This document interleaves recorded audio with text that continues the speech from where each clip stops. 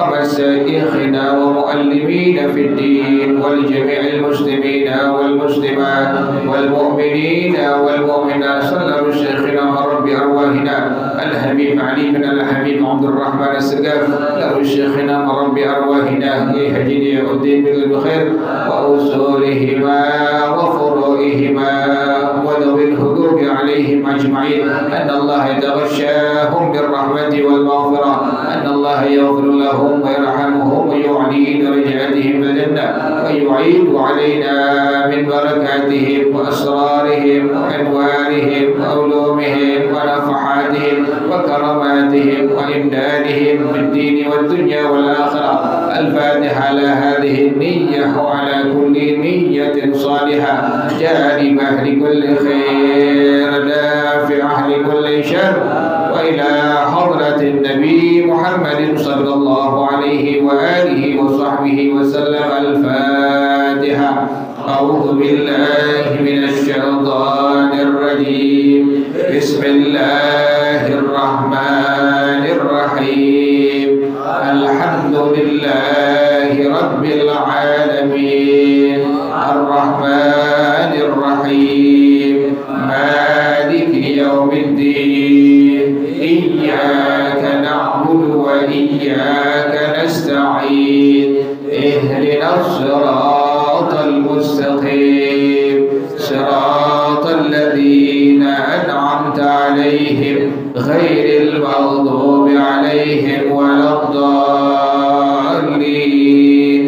آمين. اللهم صل وسلم على سيدنا محمد الفاتح لما أغلق الخاتم لما سبق الناصر الحق بالحق والهادي إلى صراطك المستقيم وعلى آله وصحبه حق قدره ومقداره العظيم. اللهم أخرجنا من ظلمات الوهم وأكرمنا بنور الفهم وافتح علينا بمعرفة العلم وحسن أخلاقنا بالحلم وسهل لنا أبواب فضلك وانشر علينا من خزائن رحمتك ya arhamar rahimin. Al-Qur'annya halaman yang sama, halaman 231 ya. Benar? Hah? Hah? 200? 236 236 ayat pertama surah Al-Hijr. Al-Hijr. A'udzu billahi minasy syaithanir rajim. Bismillahirrahmanirrahim. Alif lam ra. Tilka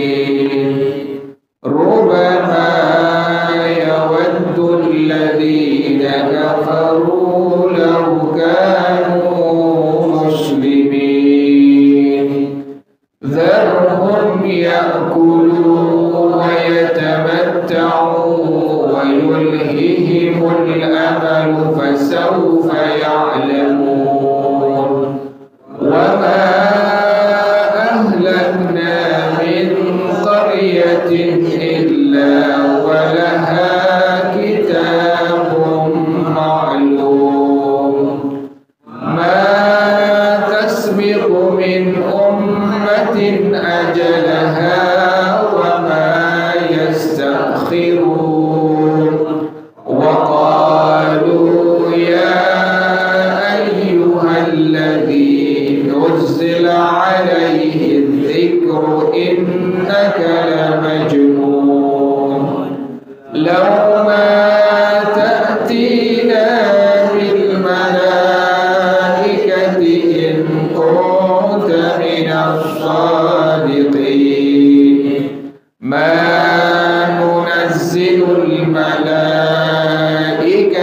إلا بالحق وما كانوا إذا منظرين إنا نحن نزلنا الذكر وإنا له لحافظون ولقد أرسلنا من قبلك في شيع الأولين وما يأتيهم من رسول إلا كانوا به يستهزئون كذلك نسلكه في قلوب المجرمين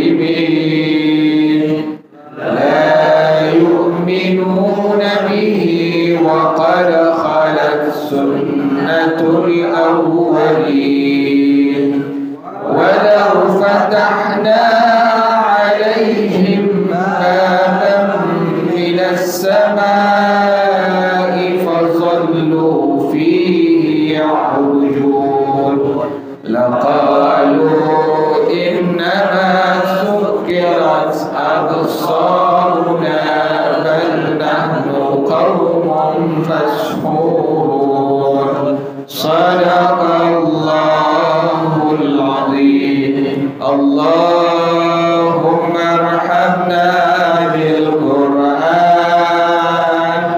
واجعله لنا إماما ونورا وهدى ورحمة اللهم ذكرنا منه ما نسينا وعلمنا منه ما جهلنا وارزقنا تلاوته آناء الليل وأطراف النهار واجعله لنا حجة يا رب العالمين. Tafsirnya halaman 58 surah Ali Imran ayat yang ke-104.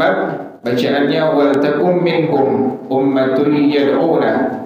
Halaman 58 surah Ali Imran ayat 104. Bacaannya wal takum minkum ummatun yad'una. Bismillahirrahmanirrahim. Wal takum minkum ummatun yad'una ilal khairi wa ya'muruna bil ma'rufi wa yanhauna 'anil munkari wa ulaika humul muflihun. Bismillahirrahmanirrahim. Wa takum minkum, kata Allah Subhanahu wa taala, hendaknya di antara kalian. Jadi enggak semua. Di antara kalian, tidak semua. Ini ulama sebagian mentafsirkan orang yang punya wewenang untuk pertama dakwah khair, mengajak orang kepada kebaikan adalah al-ulama. Al-ulama ini jamak dari al-alim, artinya guru-guru agama. Ini guru-guru agama ini bukan guru agama yang dia kayak sekarang. Kalau sekarang kan ngajar-ngajar alif ba Quran dipanggil apa? Ustaz. Mimpin tahlil dipanggil Ustaz. Mimpin rotib dipanggil Ustaz. Tarik bayangkan Ustaz. Padahal Ustaz itu Ustaz pakai dal ya, bukan pakai ta. Ustaz itu adalah orang-orang yang dia belajar agama lama, long life education, jadi lama dia punya track of record dari belajarnya lama, puluhan tahun. Jadi bukan 1 tahun 2 tahun langsung jadi ustaz, langsung jadi kiai, kagak. Itu lama. Belajar lughahnya aja lama, belajar sholafnya aja lama, belajar nahunya aja lama, belajar bayan ma'aninya lama. Itu baru. Sampai saya punya guru di Haji Abdul Rahman Nawawi rahimahullah, kata beliau itu seseorang itu bisa diberikan, disematkan gelar kiai haji apabila dia sudah menguasai minimal 17 fak bidang dari ilmu agama. Berapa? 17. Semuanya kurang lebih sekitar 24 atau 25 semuanya. 17 sudah dia kuasai, maka baru bisa disematkan kalimat apa? Kiai haji. Itu sembarangan. Jadi nggak sembarangan seseorang itu diberikan gelar ustaz, akhirnya nanti merusak apa? Merusak kemurnian daripada panggilan itu sendiri. Orang dulu kan manggil muallim itu guru. Mungkin antum yang tua-tua ngalamin, ada guru hadi, kan begitu. Atau manggilnya muallim, ada muallim Yunus di Bukit Duri, ada muallim Wahab, ada muallim. Emang mereka muallim, mereka menguasai semua bidang ilmu agama. Jadi kalau kita ngaji kedatang ke rumah mereka, kita minta belajar misalnya balaghah, itu balaghah ada 3, ada badi, ada bayan, ada ma'ani. Mereka siap, mereka ajarkan kita. Subhanallah. Jadi bukan sembarangan panggilan, tapi benar-benar apa? Keilmuan yang mereka miliki adalah mumpuni, benar mereka kuasai seluruhnya. Nah sekarang belakangan itu semua pudar. Sekarang sudah apa? Sudah pudar. Kemurnian daripada ilmu-ilmu yang seharusnya dikuasai oleh seorang guru agama sudah hilang, sudah pudar. Yang pada akhirnya bagaimana? Di masyarakat kita pada akhirnya jadi hanya orang-orang yang bisa cuma gitu doang. Pada akhirnya dipanggil siapa? Ustaz. Dia baru bisa ngajar alif bata, ngajar Quran, dipanggil apa? Ustaz. Kalau enggak dipanggil Ustaz, marah. Panggilannya Ustaz tuh. Ustaz kan orang. Artinya memang bukan Ustaz, bukan guru agama. Makanya antum yang udah tahu, yang udah ngerti, jangan sembarangan manggil orang apa? Ustaz atau manggil apa? Kiai, jangan sembarangan. Karena tidak semua orang itu adalah ustaz atau kiai. Tadi itu minimal tadi 17 bidang daripada ilmu agama diapakan? Ya kuasai. Ada mantik, ente belajar mantik setengah mati ente. Anda belajar Al-Quran itu banyak mantik. Allah susahnya luar biasa. Ada ilmu ma'ruf, nggak sembarangan. Tubat syair yang sering kita baca itu semua ada arutnya. Ada ilmu arut yang mengatur, ada ilmu khawafi. Model ya Rabbi bil Mustafa balligh maqasidana waghfir lana ma madha ya wasi'al. Itu yang urus ilmu arut. Atau waktu kita baca asyraqal terakhir itu apa itu? Kalimat asyraqal sebentar. Wali Rabbi kullu hamdin jalla ayyasurahu la'ad idhabana biwujudin. Tidak dibaca al, tidak dibaca biwujudi al-Mustafa. Belakangan orang-orang bodoh diikuti belakangan. Kalau antum ngerti, sudah mempelajari ilmu al-arud, tanya kepada kiai-kiai kampung yang memang mereka menguasai ilmu itu. Mereka akan membantah, mereka akan menolak. Salah cara begitu bacanya. Yang benar bagaimana? Dibaca apa? Biwujudil Mustafa. Udah habis selesai. Nah belakangan itu, mulai itu guru-guru yang pada bisa meninggal berpulang ke rahmatullah, tinggal guru yang asal dipanggil guru doang atau ustadz doang. Mereka tak menguasai ilmu itu. Yang pada akhirnya pada waktu membaca kalimat tadi dibaca biwujudi al-Mustafa. Seluruh Jakarta bahkan Indonesia dibaca biwujudi al-Mustafa. Kita bingung. Ini kiai-kiai yang memang ada ilmunya nggak tegur apa itu jamaahnya. Jangan dibaca biwujudi apa? Al-Mustafa. Ini minta di sini jangan dibaca gitu ya. Kalau jangan baca begitu bilangin ilmu arudnya itu salah. Atau kalau yang paling gampang lihat di kitab Sibtuturalnya itu barisnya bagaimana. Cetakan lama sampai cetakan yang baru ditulis dengan kalimat biwujudil Mustafa. Cetakan lama, cetakan baru, kitab Sibtutural itu ditulis dengan kalimat biwujudil Mustafa, tidak dengan biwujudi al-Mustafa. Jadi tugasnya ulama ini jamak daripada tadi apa? Al-alim. Alim nggak sembarangan. Tadi itu seorang kiai saja minimal sudah menguasai 17. daripada bidang ilmu agama, baru dibilang apa? Kiai. Kalau ustadz minimal 3, lughah, sharaf, nahwu. Kita belajar sharaf aja kan luar biasa. Sharaf banyak bagian-bagiannya. Jadi kita kalau dibilang ya Allah, artinya sudah hilang kemurnian dari panggilan itu semua. Kita lihat baca kitab nggak bisa, atau bacanya berantakan. Kan harus seorang guru agama kalau udah baca kitab, yang kitabnya botak tuh, yang nggak ada baca, yang nggak ada barisnya, yang kita botak, kita gundul, kita orang-orang tuh bilang kita apa? Kita gundul, emang nggak ada apanya, nggak ada barisnya. Dia tahu bacanya itu, ini Fatihah. Kita yang gondrong nggak bisa baca, gimana yang gundul? Ngomong kita nggak bisa baca, nggak yang gundul. Jadi kalau udah sebelah guru agama atau ustaz, dia kuasa itu semua. Dia tahu ini barisnya apa ini? Fathah. Ini barisnya apa? Kasrah, ini dhammah. Itu yang mengatur ilmu nahwu yang disebutnya. Jadi yang harus, kata Allah tadi, wa takum minkum ummatun. Hendaknya di antara kalian. Kalian ini siapa? Sebagai ulama mentafsirkan, kalian adalah al-ulama, yaitu para orang-orang alim yang berilmu agama. Ulama tadi jamak daripada al-alim. Anda dengar di YouTube itu ada seorang ulama Syam Syariah, Syekh Muhammad Sa'id Buti Ramadan Al-Buti rahimahullah, yang beliau lagi ngajar di bom, beliau meninggal dunia syahid.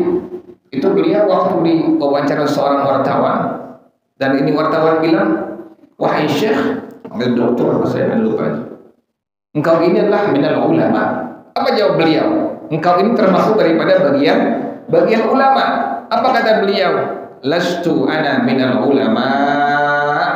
Saya bukan bagian daripada apa? Ulama, walakinni minan nakilina aqwalal ulama. Tetapi saya termasuk bagian dari orang yang mengutip daripada ucapan-ucapan para ulama. Luar biasa itu. Ini ulama merendahkan diri, nggak mau dipanggil apa? Ulama. Kita di kampung kita bukan guru, bukan ustaz, maunya apa? Panggil ustaz. Kalau nggak dipanggil undangan, kalau nggak di ustaznya dimarah tuh kadang-kadang tuh. Dia salah nulis nih, bukan nama gue nih. Bukan nama gue. Sekarang akhir zaman begitu. Ilmu agama mulai apa? Mulai pudar, mulai hilang. Dikit-dikit habis orang-orang yang menguasai agama berpulang ke rahmatullah Allah bangkit. Kita punya guru ke Jakarta habis, yang tua-tua, yang terrasyid Al-Habib Ali bin Habib Abdul Rahman Sadar, yang Rahman Nawawi habis.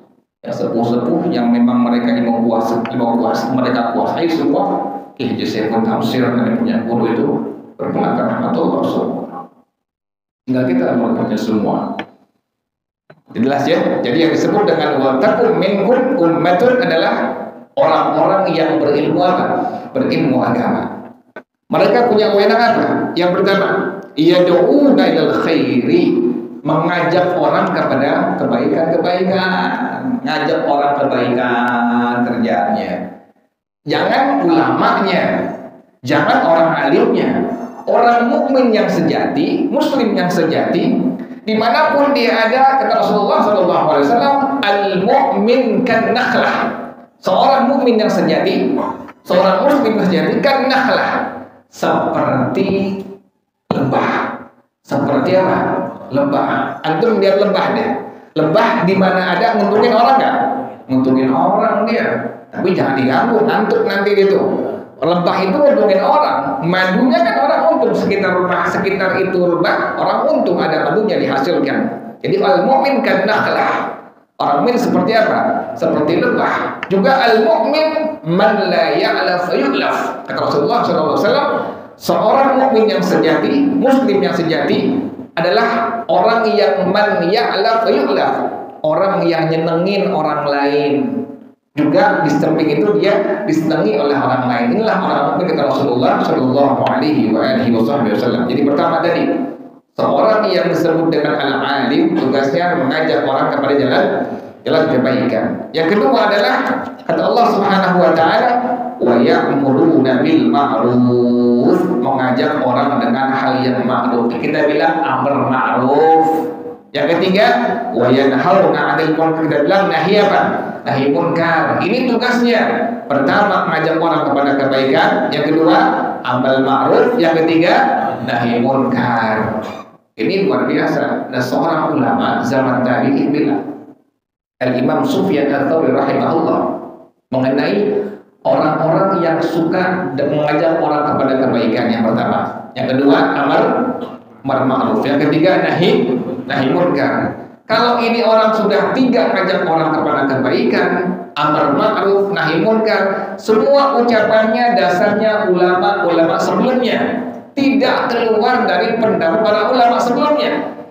Kata ulama tadi, yang bernama Al-Imam Sufyan Ats-Tsauri rahimahullah, idza kana ar-rajulu muhabbaban fi jiranihi mahmudan inda ikhwanihi fa'lam annahu mudahin. Kalau engkau melihat seorang laki-laki dicintai oleh tetangganya semua cinta, mahmudan inda ikhwani, teman-temannya, saudara-saudaranya semua memuji dia, jadi tetangganya cinta, kemudian kawan-kawannya semua memuji dia, fa'lam annahu mudahin, ketahuilah ini orang-orang yang menjual agama dengan dunia.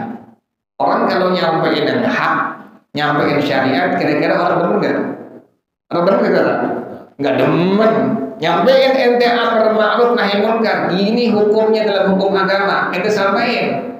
Yang demen hanya orang-orang mukmin yang Allah pelihara hatinya. Yang demen, yang suka dengerin hanya siapa? Orang-orang mukmin yang Allah pelihara hatinya, yang benar dia beriman kepada Allah Subhanahu wa taala. Tapi orang-orang munafik perbuatannya, munafik ucapannya, enggak demen. Apaan tuh hukum kayak begitu, kan begitu.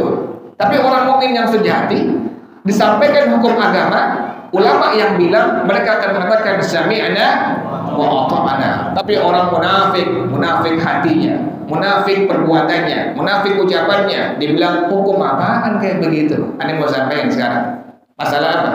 Santunan anak-anak apa? Anak-anak yatim.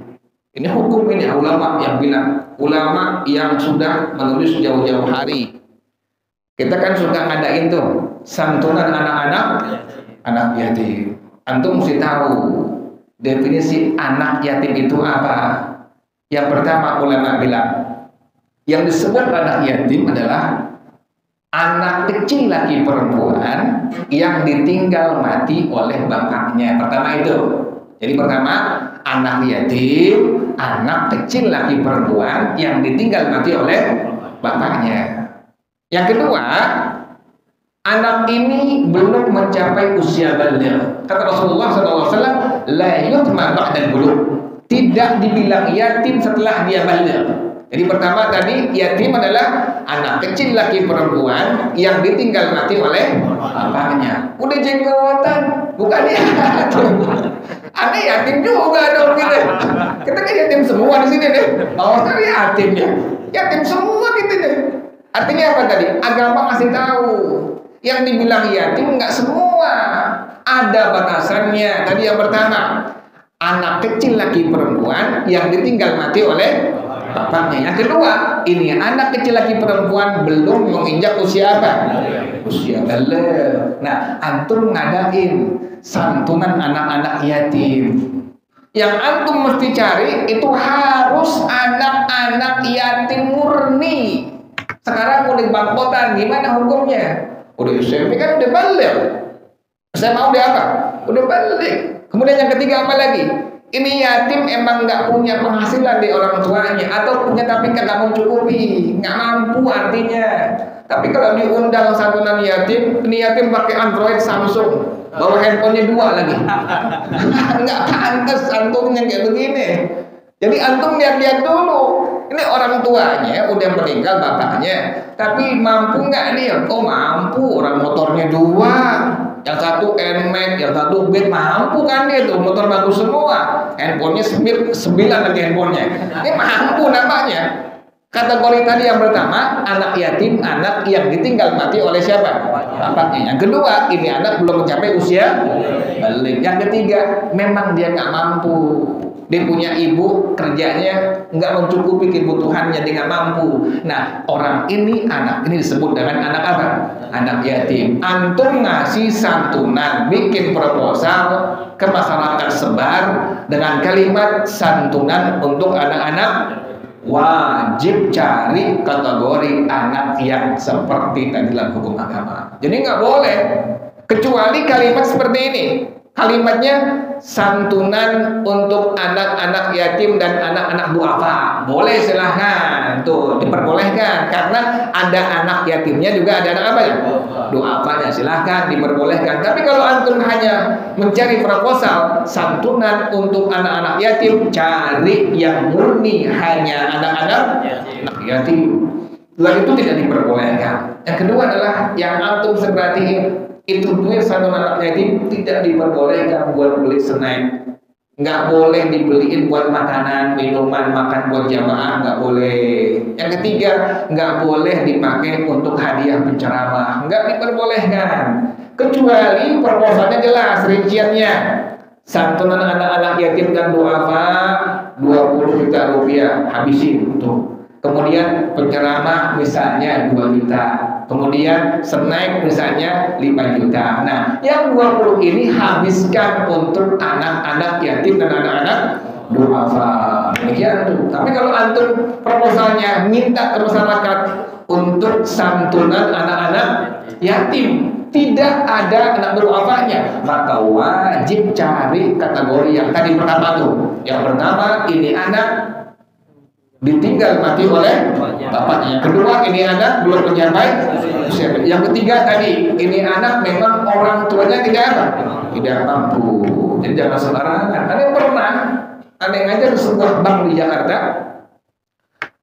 Ini pihak bank pincanya mencari dan ingin menyantuni anak-anak yatim, murni anak-anak yatim. Diundanglah satu kampung yang tahu ini orang. Diundang ada 1-2 anak. Ya Allah, bukan yatim itu anak, bapaknya kerja. Bapaknya apa? Masih ada bapaknya. Ada bingung. Ini gimana urusannya emak bapaknya nih? Nyuruh itu anak ikut gabung pada acara apa? Santunan anak-anak. Anda bilang biarin, nyumpain diri sendiri itu. Yang nyumpain biar apa? Biar ini anak bapak cepat mati. Kan begitu urusannya. Nggak boleh gitu tuh, zalim begitu. Ada anak yatim, cari yatim. Ya Allah, kasihan banget orang tuanya ngirim anaknya untuk jadikan anak yang merupakan disantuni pada acara santunan anak yatim. Kemudian yang berikutnya para jamaah sekalian, cara musabnya. Jadi nggak sembarangan musabnya tuh, nggak sembarangan musabnya. Agama juga ngajarin di situ. Kitabnya apa? Kitabnya Al-Fatawa Al-Hadithiyah. Siapa yang mengarang? Syekh Ibnu Hajar Al-Haytami rahimahullah. Kata beliau, disunnahkan bagi orang yang mengusap kepala anak yatim dimulai dari bagian kepala belakangnya, tengkuknya belakang. Kemudian jalankan tangan orang yang mengusapnya sampai ke depan. Tuh begitu sunnah tuh. Sunnah bagi orang yang ingin mengusap kepala anak yatim, sunnah dimulai dari belakang kepalanya nih, bagian tengkuk nih, sampai ke depan. Tuh begitu, sunnah demikian. Lain halnya dengan anak yang diakekahkan. Anak yang diakekahkan itu sunnahnya mulai ke depan. Kita kan suka bikin akekahan tuh, diputerin tuh anak bayi itu. Nah, sunnah kalau anak bayi tadi dibuat dari bagian apa? Bagian depan ke bagian belakang. Bedain tuh. Kalau anak yatim, cara usapnya dari bagian belakang sampai kemudian ke bagian depan. Tapi jangan lupa kasih amplop tuh. Jangan usap doang, kita kasih amplop. Bangetan diusap, kemudian kasih apa? Dikasih hadiah atau uang. Nah, itu merupakan jumlah daripada syariat tuh yang disebut dengan orang yang memang ingin melaksanakan daripada hukum yang ulama tulis, yang semua merupakan ajaran syariat Rasulullah sallallahu alaihi wa alihi wasallam. Allahu a'lam bissawab. Al-Fatihah. A'udzu billahi minasyaitonir rajim. Bismillahirrahmanirrahim. Alhamdulillahirabbil alamin. Arrahmanir rahim. Maliki yaumiddin. Iyyaka na'budu wa iyyaka nasta'in. Ihdinas siratal mustaqim. Siratal ladzina an'amta 'alaihim ghairil maghdubi 'alaihim waladdallin.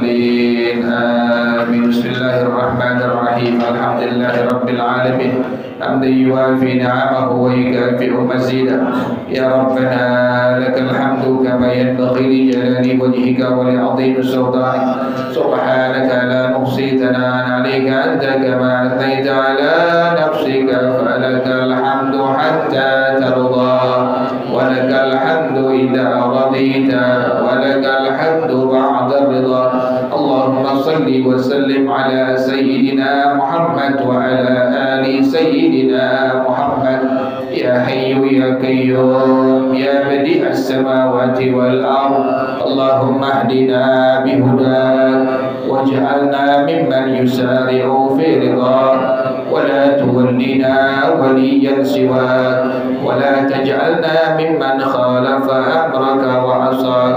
حسبنا الله ونعم الوكيل ولا حول ولا قوة إلا بالله العلي العظيم. ربنا تقبل منا إنك أنت السميع العليم وتب علينا إنك أنت التواب الرحيم.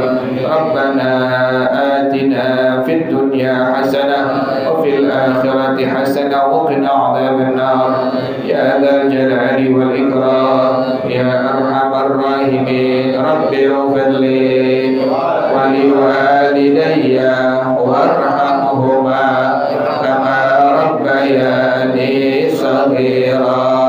رب اغفر لي ولوالدي وارحمهما كما ربياني صغيرا. رب اغفر لي ولوالدي وارحمهما كما ربياني صغيرا. صلى الله على سيدنا محمد وآله وصحبه وسلم. سبحان ربك رب العزة عما يصفون وسلام على المرسلين والحمد لله رب العالمين. Kita bersama-sama subhanakallahumma wa bihamdika asyhadu an la ilaha illa anta astaghfiruka wa atubu ilaik. Hadanallahu. Assalamualaikum warahmatullahi wabarakatuh.